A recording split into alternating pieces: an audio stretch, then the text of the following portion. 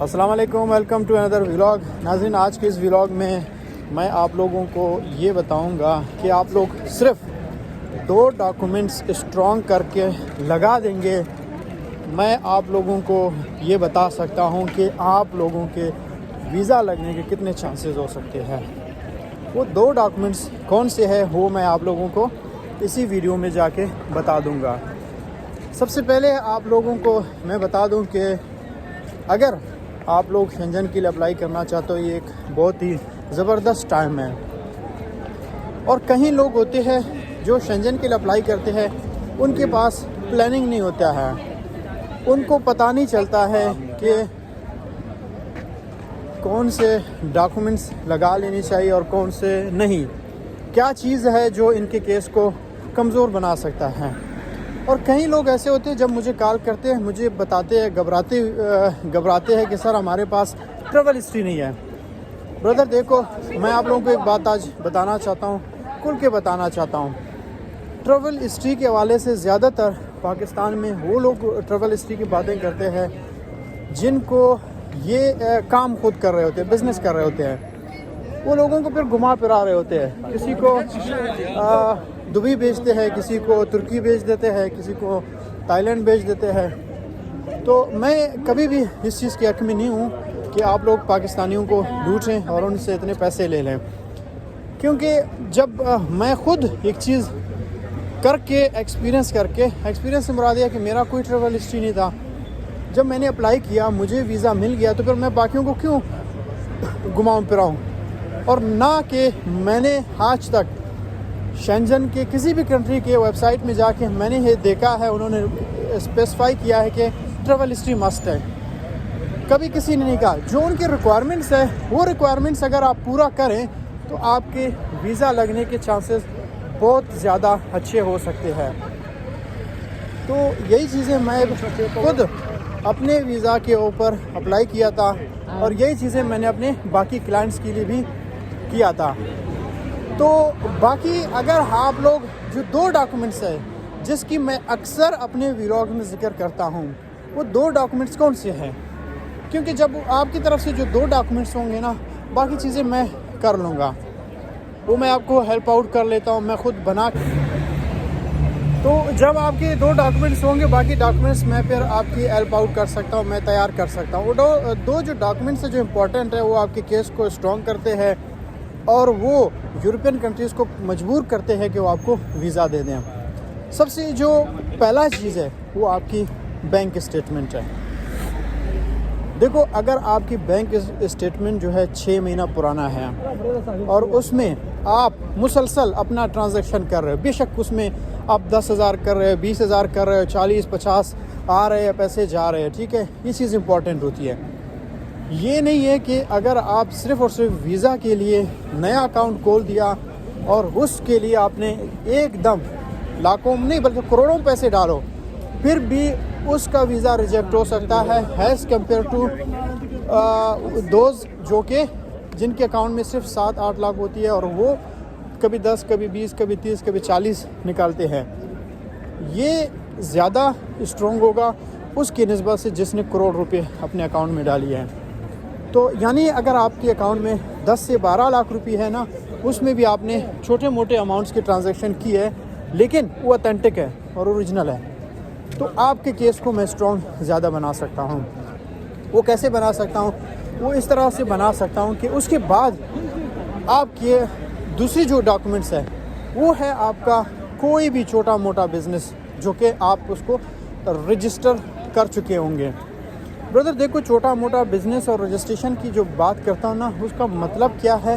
اس کا مطلب یہ ہے کہ اگر آپ کے پاس کوئی بزنس ہے تو ویل اینڈ گڈ، اگر نہیں بھی ہے تو آپ نے اس کو بنانا ہے۔ اگر وہ ایگزسٹ نہیں بھی کرتا ہے پھر بھی آپ بنا سکتے ہو، اس کو FBR میں رجسٹر کرا سکتے ہو، اس کا ITN بنا سکتے ہو، اس کے 2 سال کے ٹیکس بھی پے کر سکتے ہو۔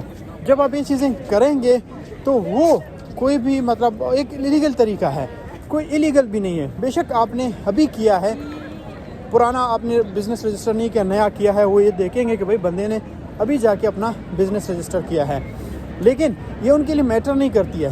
وہ کہیں گے ہو سکتا ہے بھائی کے پاس پرانا بزنس ہوگا, ابھی اس نے اپلائی کیا, اس کو یہ پتہ چل گیا ہے کہ یہ ریکوائرمنٹ میں یا کیس کو اسٹرانگ کرتا ہے, تو اس بندے نے اپنا بزنس رجسٹر کیا اور ٹیکس پے کر دیا, بات ختم ہو گئی ہے. یہ ان کو کنفیوز نہیں کرتی ہے یہ معاملہ, ٹھیک ہے.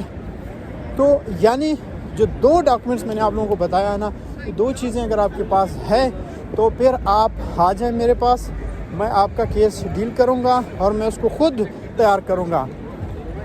میں پاکستانیوں کی جو کنسلٹنٹس ہوتے ہیں نا ان کی طرح نہیں کروں گا کام, میرا طریقہ کار تھوڑا ڈیفرنٹ ہوتا ہے, میں خود کرتا ہوں. پاکستان کے جو کنسلٹنٹس وہ کیا کرتے ہیں, وہ آپ کے کام کو کچھ انہوں نے 9th پاس میٹرک پاس وہاں پہ رکھی ہوئی ہے, ان کو بولتے ہیں کہ بھائی آپ نے کور لیٹر بنانا ہے, آپ نے ٹریول پلان بنانا ہے. ان کو نہ کور لیٹر لکھنا آتا ہے, نہ ٹریول پلان بنانا آتا ہے, نہ وہ کراچی سے نکلے ہیں, نہ لاہور سے, نہ پاکستان سے. تو میں جو کیس ہے, ایک تو میں نے خود ایکسپیرینس کیا ہے, میں خود یورپ میں بیٹھا ہوں, جس طرح کا کیس میں نے اپنے لیے بنایا وہی کیس میں آپ لوگوں کے لیے بناتا ہوں.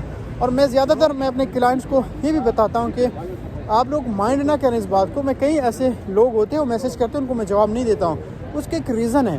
میں بہت کم لوگوں کو پک کرتا ہوں, ان کو رپلائی کرتا ہوں, ان کو کال بیک کرتا ہوں فوراً. ان کن کو کرتا ہوں, وہ کم کیوں کرتا ہوں, کم اس لیے کرتا ہوں کہ میں زیادہ بوجھ نہیں اٹھا سکتا ہوں. زیادہ بوجھ اٹھاؤں گا تو پھر جو میرے کلائنٹس ہیں ان کا کام خراب ہو جائے گا, اور جب ان کا کام خراب ہوگا تو پھر میرے جو فیس بک میں یوٹیوب میں باتیں کرنے کا کوئی فائدہ نہیں ہوگا نا. تو جب میں بات کرتا ہوں تو اس کے اوپر کام بھی میں نے کرنا ہے, اور وہ کام جو ہے وہ میں نے خود کرنا ہوتا ہے. تو اس لیے میں کم لوگوں کو رسپونڈ کرتا ہوں, کم لوگوں کو رپلائی کرتا ہوں. اور ہاں, جب تک جس کو میں نے ایک دفعہ رپلائی کیا, میں نے اس کو رسپونڈ کیا, پھر اس کو میں نے ہمیشہ جب کام ہونے کے بعد اس کو کام ہونے کے بعد اس کو رسپونڈ کیا. رات کے چاہے 1 بجے 2 بجے 3 بجے بھی اس نے مجھے کال کیا ہے, میں نے اٹھایا ہے.